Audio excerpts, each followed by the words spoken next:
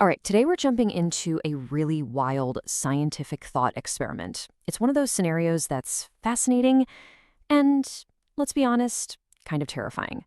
It's all about exploring just how fragile the balance of our solar system is and really appreciating the sun we have by imagining one we are very glad we don't.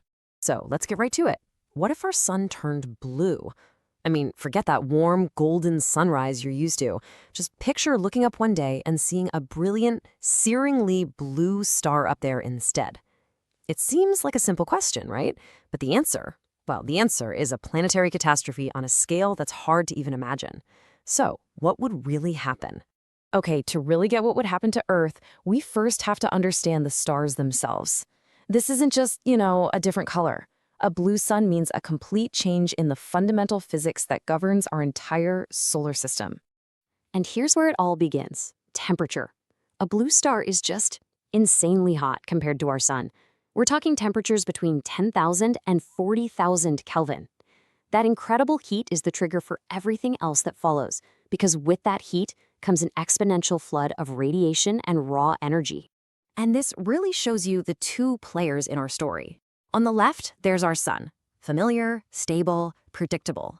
And on the right, what the sources call the blue anomaly, this energetic, spiky, massive star that is anything but calm. This table just breaks it down perfectly. Our sun, it's a yellow dwarf, stable, moderate energy, and it's got a nice long lifespan of about 10 billion years. It takes its time.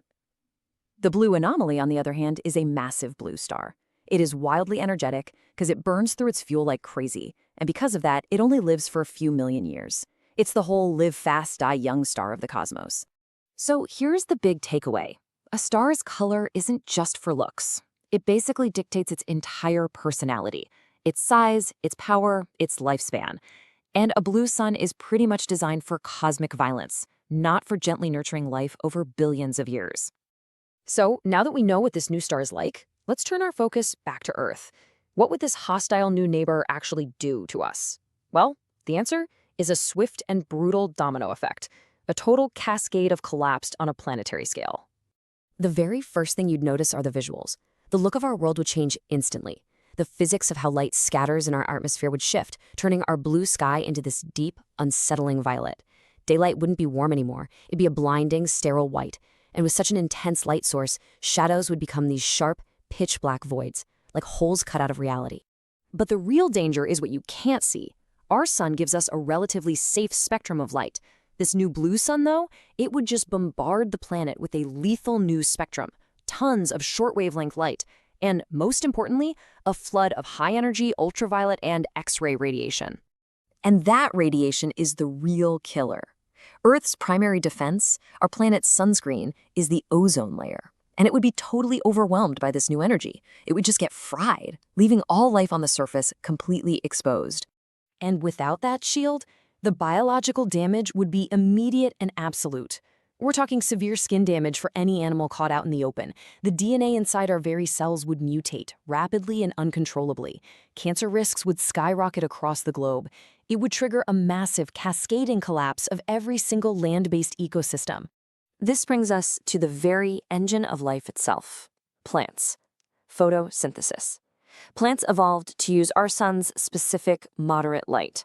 This new high-energy UV radiation is basically a poison to them. It would destroy their cells, shutting down the entire food chain right at its source. And the timeline for this is just terrifyingly fast. First, photosynthesis breaks down. That means global crop systems completely fail. Next, the world's forests start to weaken and die off. And the final, fatal blow? The planet's oxygen production just plummets. The world wouldn't just starve, it would begin to suffocate. So while the biosphere is getting irradiated, the planet itself is being cooked. All that massive heat would trigger what's called a rapid global boiling. The ice caps wouldn't melt over centuries. We're talking years, maybe even months. The oceans would heat up and the atmosphere would become supercharged, creating superstorms that are impossible to even comprehend. And all of that would push our planet past a critical, irreversible tipping point. Earth's average surface temperature would eventually soar past 100 degrees Celsius. That's the boiling point of water. This kicks off an unstoppable, vicious cycle. The extreme heat causes massive amounts of ocean water to evaporate. This pumps the atmosphere full of water vapor, which is a super potent greenhouse gas, trapping even more heat. This creates dense, thick clouds which trap yet more heat and fuel endless powerful storms. The planet literally boils itself.